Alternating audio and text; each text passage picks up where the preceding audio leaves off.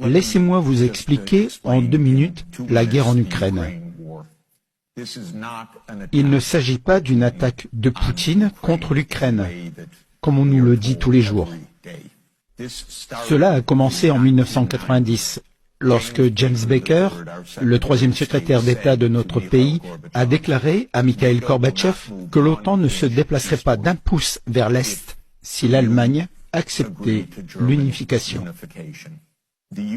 Les États-Unis ont ensuite triché dès 1994 lorsque Clinton a signé le plan visant à étendre l'OTAN jusqu'en Ukraine.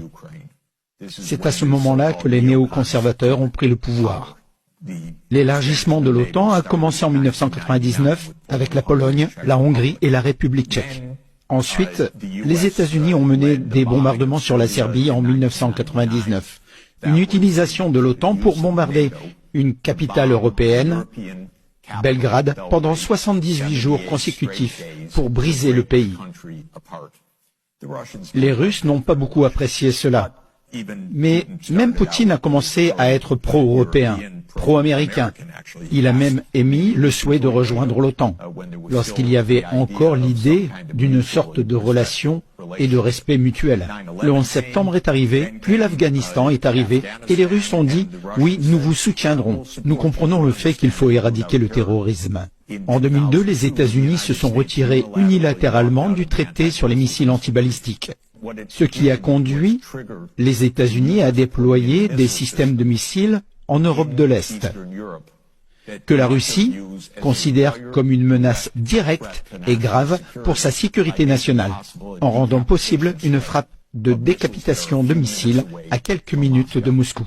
En 2004-2005, nous nous sommes engagés dans une opération de changement de régime en douceur en Ukraine, la soi-disant première révolution colorée.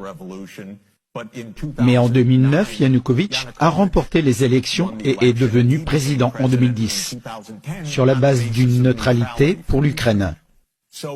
Ainsi, le 22 février 2014, les États-Unis ont participé activement au renversement de Yanukovych. Ils ont intercepté un appel vraiment compromettant entre Victoria Nuland et l'ambassadeur des États-Unis en Ukraine, Jeffrey Piat, qui était jusqu'à aujourd'hui un haut fonctionnaire du département d'État, et ils ont parlé de changement de régime, donc créer un nouveau gouvernement.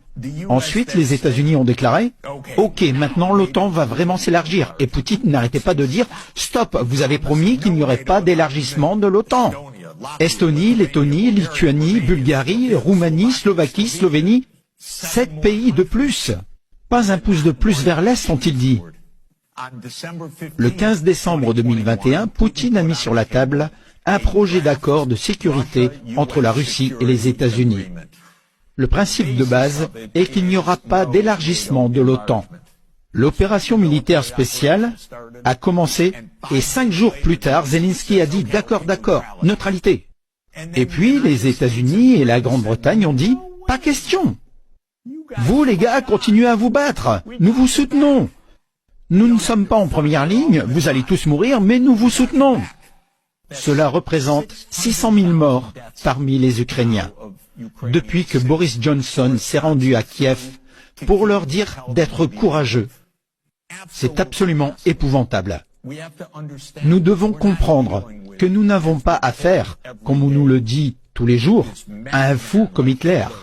Il s'agit d'une histoire complètement bidon, d'un faux récit, une propagande du gouvernement américain. Nous jouons avec le feu ici. Que Dieu nous préserve qu'une puissance nucléaire s'en prenne à nous. Je ne sais pas ce qui va se passer, mais c'est nous qui avons provoqué les hostilités.